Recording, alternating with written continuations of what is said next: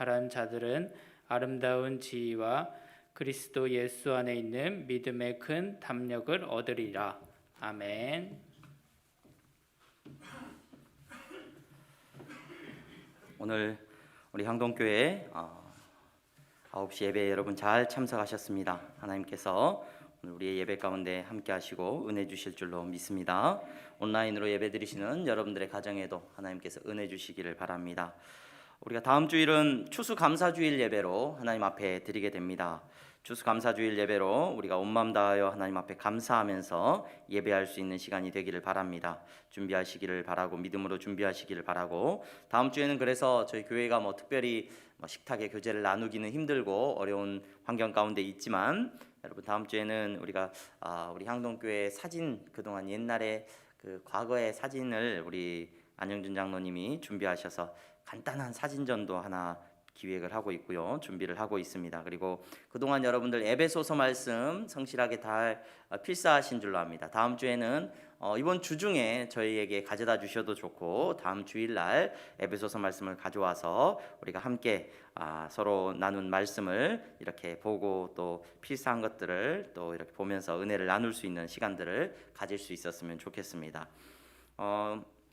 11월달 한 달은 그래서 여러분 감사함으로 특별히 하나님 앞에 감사하고 또 주변의 이웃들을 많이 돌아보는 한 달이 되기를 소망합니다. 우리 여전도에서도 아마 이 일을 계획하고 준비하고 있는 것으로 알고 있습니다. 그래서 준비하고 우리 함께 나눌 수 있는 지혜가 있기를 바랍니다. 수요예배와 금요기도회가 다시 드려지고 있습니다. 여러분 은혜 가운데 잘 참석해 주셔서 감사합니다. 주일 예배는 우리가 당분간은 계속해서 3부로 나누어서 예배를 드리고 있습니다. 교회 건축을 위해서 계속해서 기도해 주셔서 감사합니다. 이제 1층 지붕 공사가 마무리되고 2층 이제 기둥을 세우기 위해서 준비하고 있습니다. 교회가 잘 세워지기를 위해서 한 마음으로 계속해서 기도해 주시기를 바랍니다. 2022년 교회 재직 임명을 위해서 계속해서 기도해 주시고 교회 일꾼들이 잘 세워질 수 있도록 여러분 한 마음으로 기도해 주시기를 바랍니다. 지난주에는 우리 새 가족들이 등록을 했습니다. 우리 주아 가정이 등록을 했습니다. 김광호 성도님, 최은영 성도님, 저 뒤에 유아실에 있는데요. 우리 주아, 예쁜 주아가 우리 향동교회에 등록을 했습니다. 지난주에 우리 돌잔치도 예쁘게 하고 하나님 앞에서 아름다운 가정이 향동교회 안에 잘 정착하기를 바랍니다. 그리고 우리 천애지 성도님 지난주에 수요일날 등록해 주셨습니다. 우리 향동교회에서 은혜 안에서 신앙생활 잘 하시기를 바랍니다. 우리 옆에 분들 보면서 인사하겠습니다. 잘 나오셨습니다. 네, 잘 나오셨습니다. 네.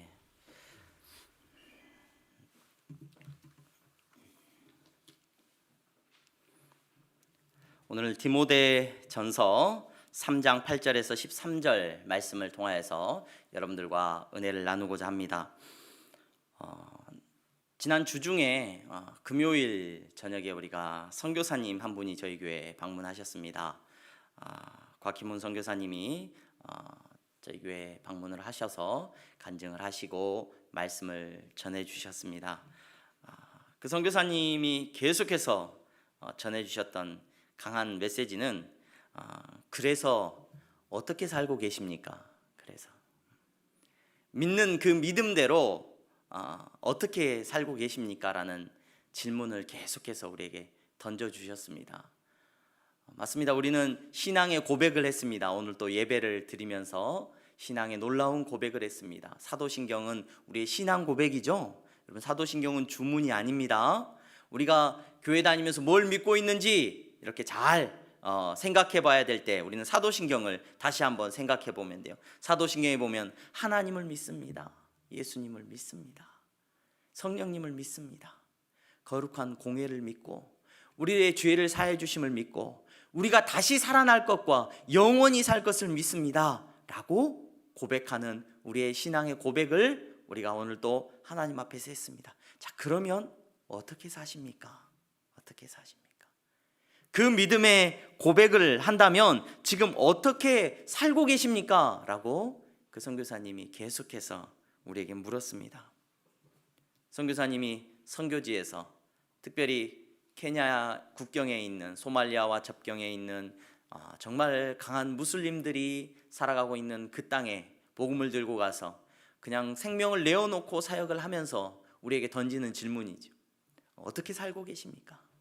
부활의 믿음이 있다면 어떻게 사는 것이 맞습니까? 계속해서 질문하셨습니다. 여러분, 이 질문 앞에서 우리는 얼마나 힘들고 불편하고 또 무력하고 부끄러운지 모르겠습니다. 그 질문 앞에서 여러분, 누가 당당하게 자신 있게 나는 이렇게 살고 있습니다 라고 말할 수 있겠습니까? 참 힘든 질문인 것 같습니다. 목사인 저 자신에게도 너무 힘든 질문이고 여러분 모두에게도 이 질문은 매우 힘든 질문일 겁니다. 여러분 어떻게 살고 계십니까?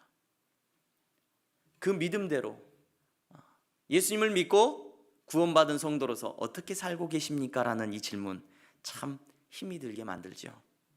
그런데 여러분, 참 불편하고 힘든 질문이지만 우리는 계속해서 이 질문 앞에 서 있어야 됩니다. 우리는 계속해서 이 질문 앞에 맞닥뜨려야 됩니다. 힘들어도 여러분 그 질문 앞에 매일 나아가는 성도가 되어야 될 줄로 믿습니다. 여러분, 성장하는 것은 불편한 가운데 성장을 해요. 그렇죠? 운동을 하시는 분들 보니까 막 근육이 아플 때까지 운동을 해요. 왜? 근육이 아파야 근육이 커진대요. 근육이 아파야. 근육이 아플 만큼 운동을 해야 근육이 커진다는 거예요. 공부하는 학생은 여러분 어려운 문제, 틀리는 문제, 불편한 문제, 내가 잘 모르겠는 것, 이것 앞에서 자꾸 맞닥뜨려져야 실력이 올라가죠. 여러분, 그리스도인의 성화도 마찬가지입니다. 부흥도 여러분 마찬가지입니다. 여러분, 부흥은 성장하는 거예요. 내가 그리스도 안에서 성장하는 것입니다. 우리가 그리스도 안에서 성장하는 겁니다. 그럼 부흥은 이 성령의 충만함 가운데 우리가 일어나게 되고 경험하게 되는 이 부흥은 어떻게 일어나느냐? 절대 편안하게 일어나지 않습니다. 편안하게 교회 왔더니 마음이 참 편해지고 어느 날 믿음이 부쩍 자라가지고 내가 과거의 모든 습관을 끊고 이제는 정말로 거룩한 사람으로 살아갈 수 있구나. 절대로 그런 일 없습니다. 절대로 그런 일 안 일어납니다. 불편하고 어렵고 고통스럽고 아프고 무력하고 부끄러움이 여러분 우리를 말씀 앞에서 키우는, 성장하게 하는 놀라운 시간이 되게 한다는 것을 저와 여러분들이 기억할 수 있었으면 좋겠습니다. 성령님 충만하게 우리 가운데 임재하시는 것이 여러분 부흥이라고 말씀을 드렸어요. 그렇죠? 여러분, 그렇다면 성령님이 여러분들을 충만하게 주장하실 때 여러분 성장하게 되는데 여러분 우리는 날마다 이 어려운 질문 앞에 서야 됩니다. 그래서 나는 지금 어떻게 살고 있는가? 그래서 나는 지금 무엇 하고 있는가? 저와 여러분들이 이 질문 앞에서 날마다 말씀 앞에서 설 수 있는 은혜가 있기를 소망합니다. 여러분, 목회자로서 사실 우리 성도들을 섬기고 또 교회를 섬기면서 여러분들에게 던져야 되는 질문이 바로 목회자인 저에게도 바로 이거죠. 여러분들이 어떻게 사셔야 됩니까? 라는 이 질문, 구원받은 하나님 나라의 백성으로서 어떻게 살아가셔야 됩니까? 이 질문을 계속 던져야 되는데, 특별히 우리가 부흥이라는 주제를 가지고 향동교회 안에서 믿음에 자라고 내가 성장하고 우리가 성장하는 놀라운 은혜를 누려야 되는 여러분들 앞에 어떻게 여러분들이 성장할 수 있고 어떻게 자랄 수 있습니까? 라는 질문을 던지면서 여러분, 그러면 구체적으로 어떤 모습이 하나님 앞에서 오늘 내가 보여줘야 되는지, 여러분 우리가 성령 충만하고 나는 죽고 예수로 삽니다 늘 고백하잖아요. 이 추상적이고 조금은 막연한 질문이 구체적으로 내 삶 가운데서 어떻게 드러나야 되는지를 오늘 말씀을 통해서 잠시 여러분들과 함께 나누고자 합니다. 오늘 이 사도 바울이 디모데에게, 자기가 사랑하는, 정말로 사랑하는 아들과 같은 디모데입니다.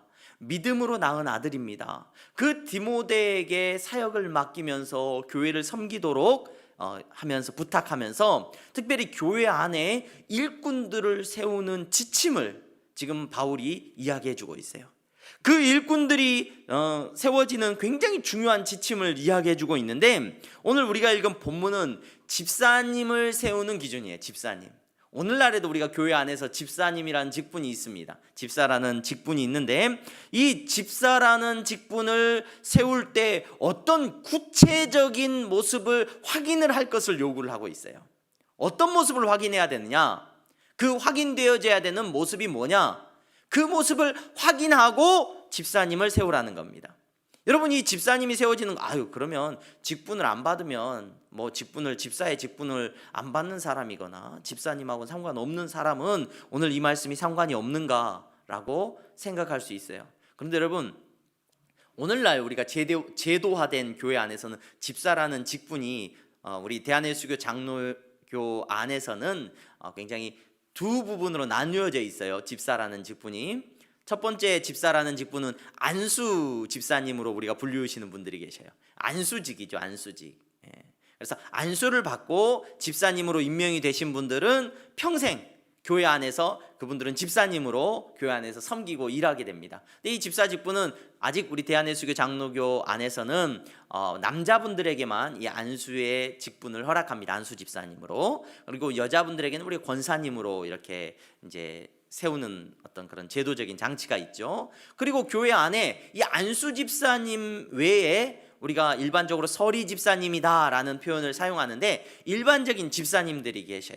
그 서리 집사님들은 매년 1년에 한 번씩 교회 안에서 이렇게 일하는 일꾼들로 교회에서 세웁니다. 임명을 매년 이렇게 새롭게 합니다. 그것이 우리가 교회 안에서 세우고 있는 서리 집사님이에요. 교회 안에서 안수 집사님이 있고 서리 집사님이 있고 또 교회 안에 또 권사님들이 계시고 합니다. 그런데 여러분, 이 집사라고 하는 직책의 의미가 뭐냐? 본질이 뭐냐? 한 번쯤은 생각해 봐야 되죠. 물론 교회 안의 헌법에 따라서 안수 집사님에 대한 어떤 헌법적인 규례가 있어요. 안수 집사님들은 무엇 하시는 분들입니다 라는 어떤 법적인 조항들이 있어요. 근데 그걸 떠나서 성경에서 집사님을 왜 세우는 거냐? 집사라는 직분은 왜 주는 거냐? 여러분, 한 번쯤 생각해 봐야 돼요. 집사라는 직분은 우리가 초대교회 안에서 굉장히 새롭게 이렇게 등장하고 있는 직분인데, 이 집사님이라고 하는 이 직분은 무엇하기 위한 거냐면, 최초로 집사님이 세워지는 모습을 보게 되면은 초대교회에 7명의 집사님이 세워져요. 그렇죠? 그 7명의 집사님의 하는 역할이 뭐냐? 하는 역할이 바로 구제하는 일을 앞서서 감당하도록 하기 위해서 집사님을 세워요. 구제하는 일을. 과부나 고아나 연약하거나 힘든 사람들을 돕도록 하는 일에 앞장서서 그들이 나서서 섬길 수 있도록 집사라는 직분을 세운단 말이에요. 여기에 집사라고 하는 직분에 본질적인 의미가 들어 있습니다. 여러분, 교회 안에서 매년 세워지는 서리 집사님으로 세워지든지, 아니면 권사님이든지 안수 집사님이든지 아니면 장로님이든지 어떤 직분이든지 간에, 여러분, 이 집사님이 세워지고 있는 이 집사님의 본질적인 의미를 깊이 생각해 보게 되면은 교회 안의 모든 성도가 이 직책으로부터서 자유로울 수 없다는 것을 생각하게 돼요. 무슨 말이냐? 관계 속에서 우리가 섬기고 다른 사람을 특별히 더 봉사하면서 그 연약한 사람들을 돕는 일을 하는 사람을 교회에서는 집사라는 직분으로 세운다는 거예요. 명예가 아닙니다, 여러분. 집사님이라고 하는 직함이 나에게 붙어 있다. 아니, 모든 성도들은 이 집사님이라고 하는 직분에서 자유로울 수 없어. 난 권사님이니까 집사 아니야. 아니요, 그렇지 않아요. 집사님의 직분 위에 더해지는 역할이 있는 거예요. 장로님들도 마찬가지입니다. 집사님의 역할 위에 더해지는 역할이 있는 것이 장로님이에요. 목사도 마찬가지입니다. 여러분, 집사님의 직분은 뭐라고요? 그러므로 가장 기본적인 역할이 뭐냐? 교회 안에서 연약한 자들을 서로 세우는 역할. 이것이 바로 집사님들이 감당해야 되는 가장 첫 번째 직무라는 것을 기억하시기를 바랍니다. 여러분, 교회에서 왜 매년 집사님들을 세우느냐? 교회가 왜 맨날 서리 집사를 세운지 모르겠다. 여러분, 교회의 모든 성도는 일정 기간 교회 신앙생활을 하신 분들이라면 마땅히 서로가 세우고 돕는 일을 능히 감당해야 하기 때문에 그렇다는 거예요. 성화는 여러분 가끔 그렇게 착각하는 분들이 계셔요. 성화, 성령님이 내 안에 오셔서 내가 거룩해지는 것, 천국 갈 만한 어떤 자격으로, 천국 갈 만한 사람으로 변해가는 내 모습을 마치 수도원적인 성화로 생각하는 분들이 계셔요. 나 혼자 말씀 열심히 읽고, 나 혼자 기도 열심히 하고, 나 혼자 막 금식도 하고, 나 혼자 막 신앙생활 열심히 하는 것이 성화의 완성인 것 마냥 착각하는 분들이 계셔요. 그런데 여러분 절대로 그렇지 않습니다.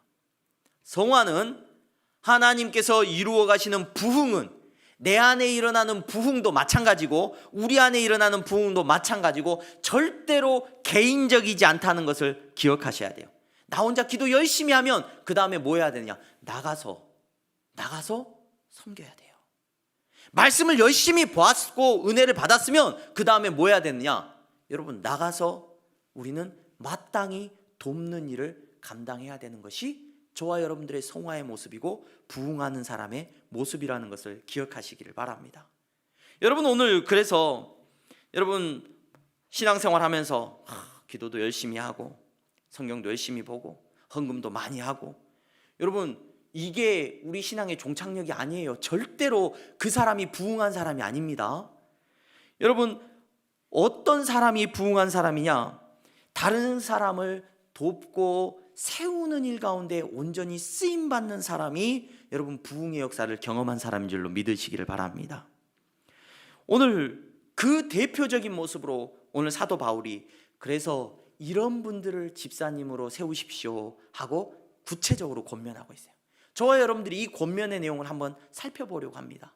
여러분 어떻게 살고 있는지 나한테 물어봐야 될 거 아니에요. 내가 교회 안에 집사로, 내가 교회 안에 직분자로, 아니 신앙생활을 오래 한 사람으로서 어떻게 살고 있는지 물어봐야 돼요. 성령님께서 나를 주장하셔서 지금 어떻게 살고 있는지, 그것이 바른 길을 가고 있는지. 어렵습니다. 불편합니다. 사실 제가 이런 설교를 별로 안 좋아해요. 이런 본문을 설교하는 걸. 이런 설교를 꼭 듣고 나면은 누군가가 그런 얘기를 해요. 목사님이 표적 설교를 했대요. 누구 들으라고. 여러분 제가 여러분들에게 누구 들으라고 저 그만큼 머리 좋은 사람은 아니고요. 누구를 생각해서 설교를 할 만큼 그렇게 여유가 있지도 않습니다. 오늘 말씀이 하고 있는 이 부분을 저와 여러분들이, 저 역시 마찬가지이고 여러분들도 믿음으로 받는 지혜가 있기를 소망합니다. 믿음으로 받을 수 있는 은혜가 있기를 소망합니다. 오늘 사도 바울이 3장에서 여러분 보시기를 바랍니다. 앞으로 우리 항동교회는 직분자들을 세울 때 말씀 암송을 꼭 시켰으면 좋을 것 같아요. 집사님이 되시는 분들은 어떻게 세워져야 되는가, 사도 바울이 권면하고 하나님의 말씀이 우리에게 주어지고 있어요. 그러니까 집사님의 직분, 우리 모든 성도는 이걸 다 어떻게 보면 기억해야 됩니다. 이 위에 권사님이 되는 거고, 권사님은 이 위에다 특별히 또 더해지는 거예요. 직무가.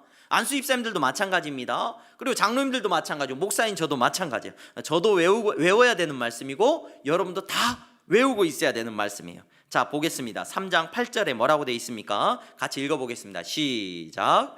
이와 같이 집사들도 정중하고 일구이연을 하지 아니하고 술에 임박히지 아니하고 더러운 일을 탐하지 아니하고. 자 여기까지만 읽겠습니다. 자 이와 같이 집사들도 어떻게 해야 되고요?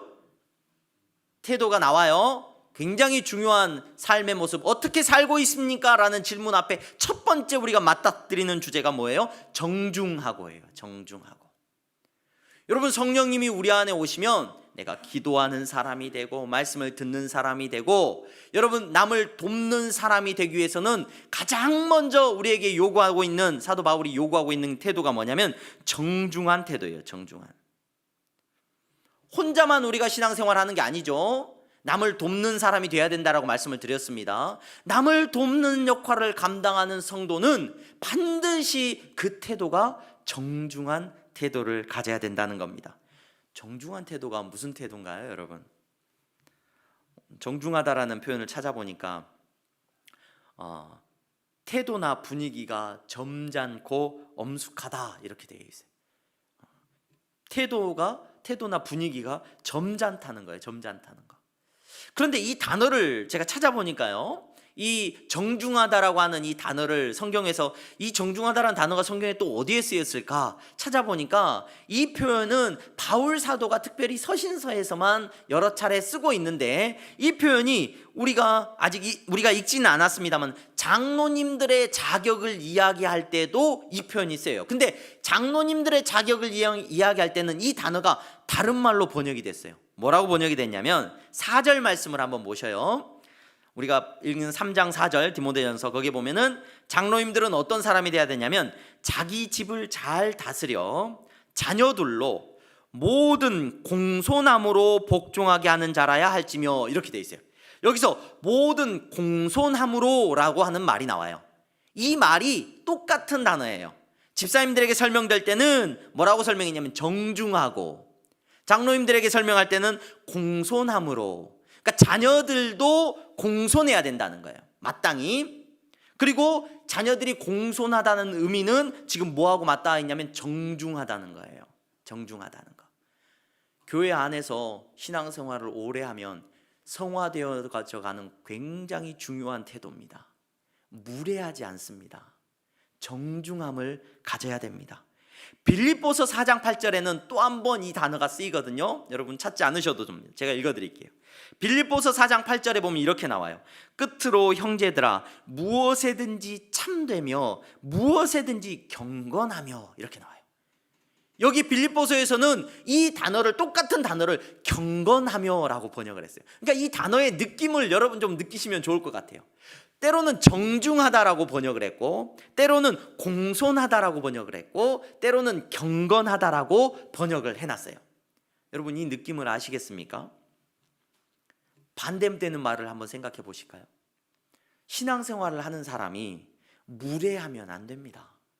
남을 돕는 사람은 절대로 그 태도가 무례할 수가 없죠. 공손한 사람의 반대말은 어떤 사람은 오만한 태도겠죠. 남을 돕는 직분을 가진 사람이, 여러분 성령님께서 내 안에 계시고 기도하고 말씀을 듣는 구원받은 성도는 반드시 오만한 태도가 아니라 공손한 태도를 마땅히 가져야 됩니다. 경건한 태도가 보여져야 됩니다. 경박한 모습이 보여지는 것이 아니라 그 사람의 삶에 여러분 세속적이고 악한 모습이 보여지는 것이 아니라 마땅히 거룩한 경건의 모습이 보여져야 될 줄로 믿습니다.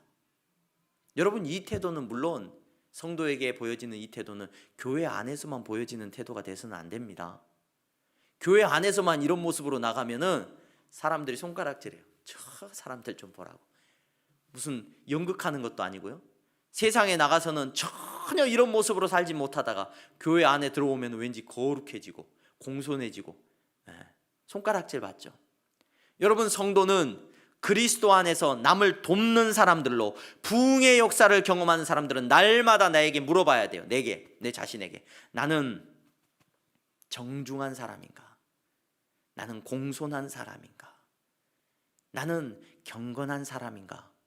마땅히 물어보는 지혜가 있기를 소망합니다. 왜냐? 남을 돕는 사람이 교만할 수가 없어요. 남을 돕는 사람이 어떻게 그렇게 거만한 태도로 도울 수가 있겠습니까? 여러분 삶 속에서 어디로 가든지 저와 여러분들은 늘 기억하시기를 바랍니다. 남을 섬기는 사람들로 우리가 부름받았잖아요. 남을 섬기는 사람들로 부름받았으면 여러분 남을 돕는 사람들로 부름받은 사람이 그 태도가 어떻게 정중하지 않을 수가 있겠습니까? 어떻게 여러분 공손하지 않을 수 있겠습니까? 어떻게 경건하지 않을 수 있겠습니까? 여러분 태도를 늘 살피는 지혜가 있기를 바랍니다. 제가 한 뉴스를 봤는데 참 감동이 되는 뉴스였어요. 어떤 뉴스였냐면 한 엄마가 아이를 뒤에 태우고 차를 타고 가다가 차 사고가 났어요.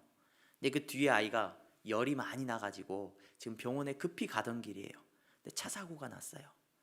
차를 급히 끼어들다 보니까 이제 부딪힌 거예요. 접촉사고가 났어요. 근데 이 여자분, 이 엄마가 너무 놀라고 당황해가지고 이제 그 상황이 이제 블랙박스에 이렇게 이제 촬영이 된 거예요. 촬영이 됐는데 엄마가 차에서 내렸습니다. 앞에 보니까 아주머니가 내렸어요. 아주머니가 내렸는데 아주머니가 내려가지고 딱 마주쳤어요. 그러니까 이제 그 엄마가 상황을 막 차 사고 난 거 이거 경황이 없으니까 우리 애가 지금 아파서 병원에 가는데요, 열이 나서 이렇게 해가지고 막 울면서 막 경황이 없으니까 이야기를 하고 있는 거예요. 근데 그 모습을 듣고 있던 그 상대편 앞에 그 차에서 내린 아주머니가 그 이야기를 딱 듣다가 가만히 듣고 있다가 갑자기 그 이야기를 하고 있는 그 엄마를 안아주는 거예요. 나이가 많은 조금은 나이가 많아 보였는데 막 울면서 아이에 대해서 막 이야기하고 있는데 막 어쩔 줄 몰라고 있는데 안아서 다독다독 해주고 있는 거예요. 사고가 났는데 자기 차를 지금 긁었는데 그 엄마의 모습을 보면서 나중에 그 엄마 그분하고 인터뷰한 걸 보니까 자기 딸 같은 마음이 들어서 내 딸이 저렇게 사고 나면 어쩔까, 내 딸 같은 생각이 들어서 울고 있는 그 엄마를 안아주는 모습을 보았습니다. 여러분, 내 차를 사고 냈고 내 차를 흠집을 냈지만 지금 그 상황에서 그분이 보여준 태도는 마땅한 태도인 것 같아요. 누구의 마땅한 태도냐? 그리스도인의 마땅한 태도인 줄로 믿습니다. 여러분은 뭐라고 고백을 했냐면, 뭐라고 고백을 하고 뭐라고 기도하는 사람이냐면 원수도 사랑하겠다고 고백한 사람이에요. 그렇다면 여러분들의 태도는 원수에게도 마땅히 정중해야 됩니다.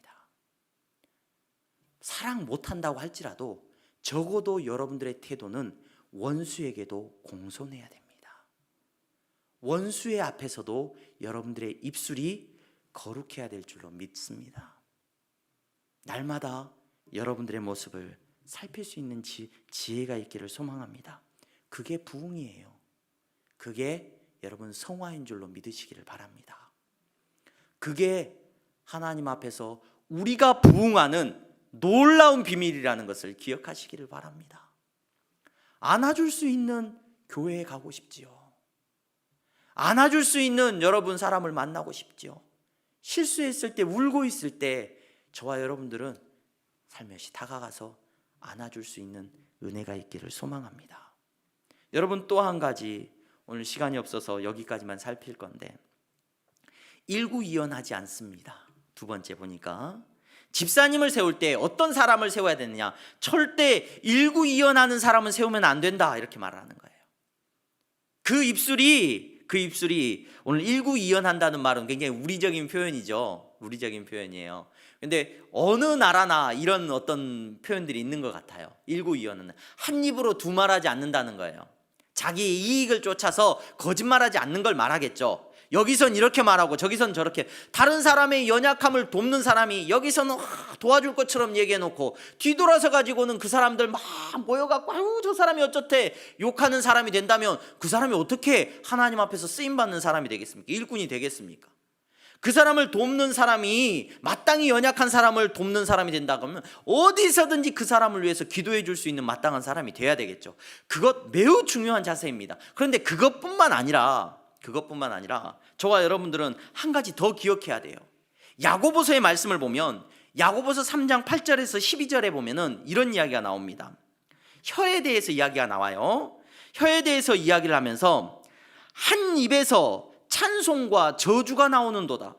내 형제들아, 이것이 마땅하지 아니하니라. 샘이 한 구멍으로 어찌 단물과 쓴물을 내겠느냐는 거예요. 한 입으로 왜 두 말 하냐는 거예요. 이게 일구이연이 가지고 있는 보다 좀 넓은 의미입니다. 이게 무슨 말이냐? 내 형제들아, 어찌 무화과 나무가 감람 열매를 맺고 포도나무가 무화과를 맺겠느냐? 이와 같이 짠물이 단물을 내지 못하느니라. 여러분들의 입술은 두 말 하지 말아야 된다는 거예요. 두 말이 뭔 말이냐?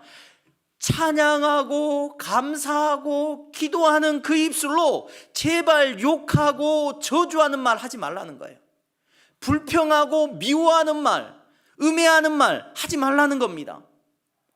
여러분들의 입술을 여러분 제발 일구이연하는 사람들로 사용하지 말라는 거예요.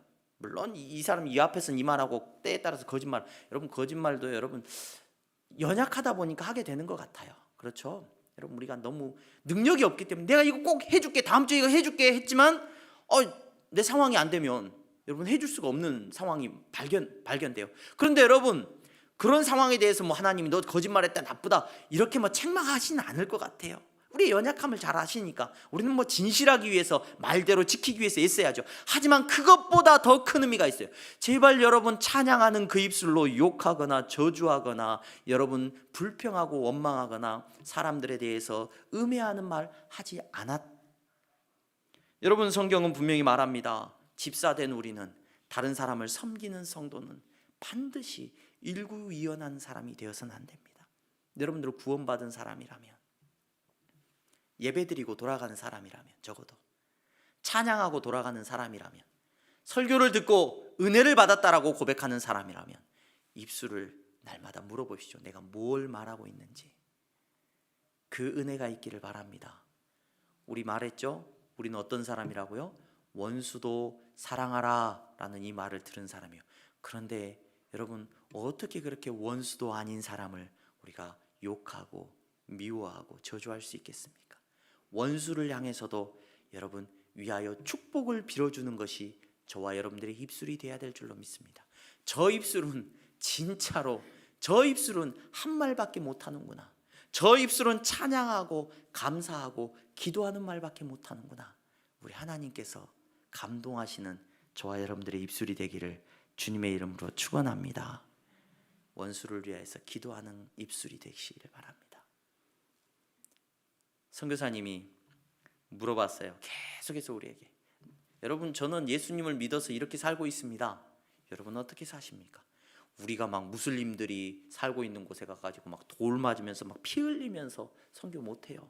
그렇죠? 여러분들이 계신 곳에서 여러분 어떻게 살고 계시는지 물어보시기 바랍니다. 나는 공손하고 정중한 사람인가? 원수마저도 살며시 안아줄 수 있는 사람인가? 내 입술로 하나님을 찬양하면서 그 입술로 다른 사람을 축복하고 있는가? 아니면 욕하고 있는가? 여러분 물을 수 있는 지혜가 있기를 주님의 이름으로 축원합니다. 기도하겠습니다. 거룩하신 하나님 감사합니다. 사랑하는 성도들 오늘 말씀 앞에서 불편하고 어려운 마음으로 나아갑니다. 하나님 말씀에 나를 비추는 것이 때로는 힘들 수 있습니다. 그러나 이 말씀 앞에 다시 순종하기를 원하오니 주여 우리를 긍휼히 여겨 주시옵소서. 성령의 충만함을 허락하여 주셔서 내가 어떤 순간에도 정중하게 하시고 공손하게 하시고 겸손하게 하여 주시기를 바랍니다. 거룩하게 하여 주시기를 바랍니다. 내 입술이 오늘은 찬양하고 오늘은 감사하다 뒤돌아서서 욕하는 자가 되지 아니하도록 주여 긍휼히 여겨 주시옵소서. 예수 그리스도의 이름으로 기도하옵나이다. 아멘. 우리 다 함께 찬송가 213장 부르시면서 준비하신 예물 하나님 앞에 드리겠습니다.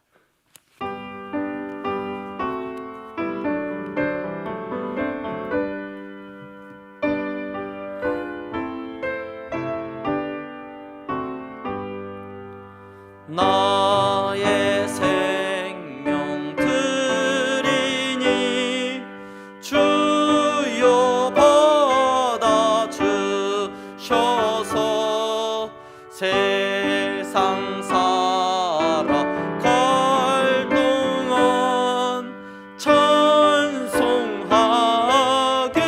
하소서. 아멘.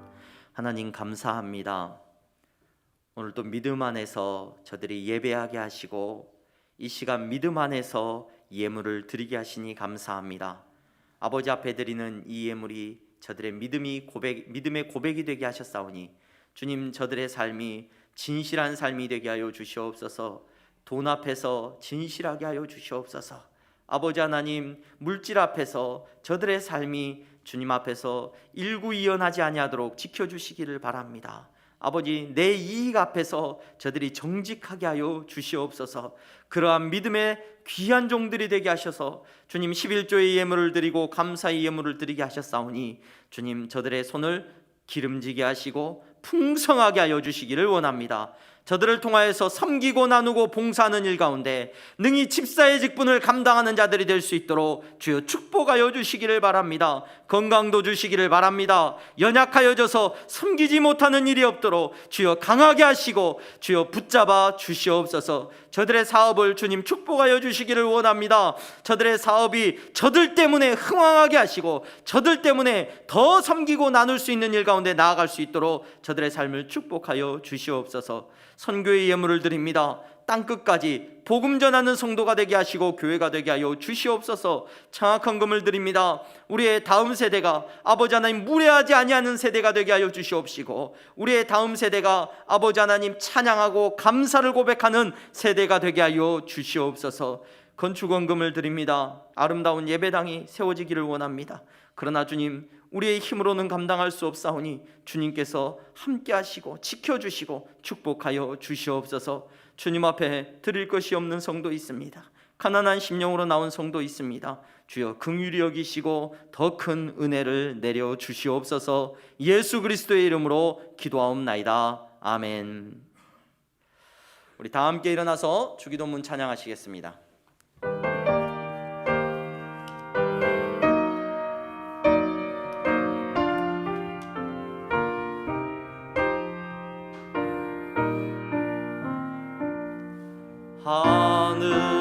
하늘에 계신 아버지 이름 거룩하사 주님 나라 임하시고 뜻이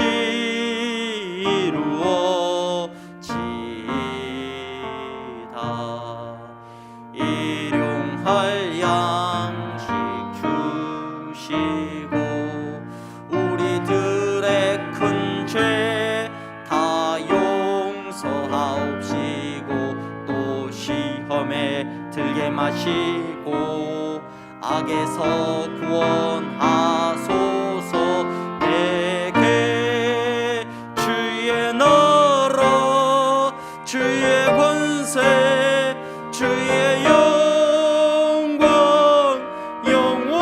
영원히 아멘.